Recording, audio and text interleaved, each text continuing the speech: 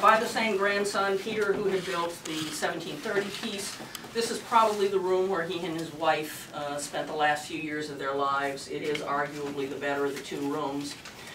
They were using these sort of like individual apartments to a certain extent, and each one of these rooms, I should have told the other group this, each one of these rooms had its own door to the outside with its own little stoop. So they had interior access as well, but they had those external doors. The hearth in here is smaller. That means it was meant for doing pretty much nothing but heating the room, which is something of a luxury when you have a farmstead. To have a room that is not dedicated to the work of the farm, then that means that this is really the better room in the house. It's also the only room that has tiles around it. These are reproductions. They came to us from Porcelain Place in Delft, but they were always purple. We have most of the originals in the archive, only 2 were intact. At this point in time, the purple was a little bit more expensive than the blue. So if you wanted to show off a little bit, you got the purple.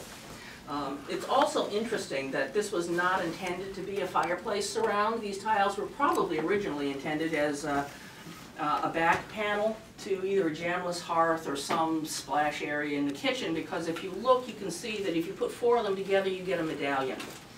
So this is probably something that came over for somebody else's order, and he had some left over, and this guy just said, oh, I'll take those.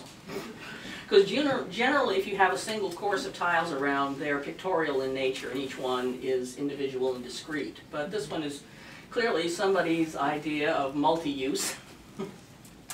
There's a lot more cabinetry now around the hearth. They've got a lot of nice things they'd like to display.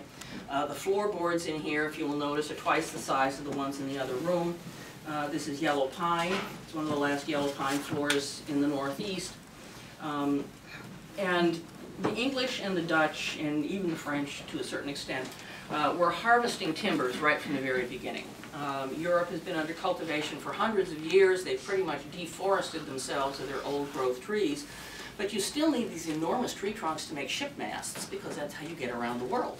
And certainly by this point in time, they're not going to stop going around the world, so they come over here and they look up Hudson's River, and there is this endless supply of virgin forest. They started harvesting it right from the very beginning, and by the time we get to this room, not only are these trees as heartwood much, much smaller, but within another 10 years, yellow pine is completely extinct in the Northeast. Harvested it out of existence. There would have been a big bedstead in here. The parents, all of the grandparents by then, there are 3 generations living in the house. All of these rooms would have been used pretty much the same way. They would have worked and slept in just about each one of the rooms, although this one probably saw a lot less labor. It's where you would have invited your friends after church or for family holidays and that kind of thing. Didn't matter if it was a bedroom. The best things you owned were probably going to be your bedstead, your cot, and your blanket chest, and you put those in the best room of the house. Okay?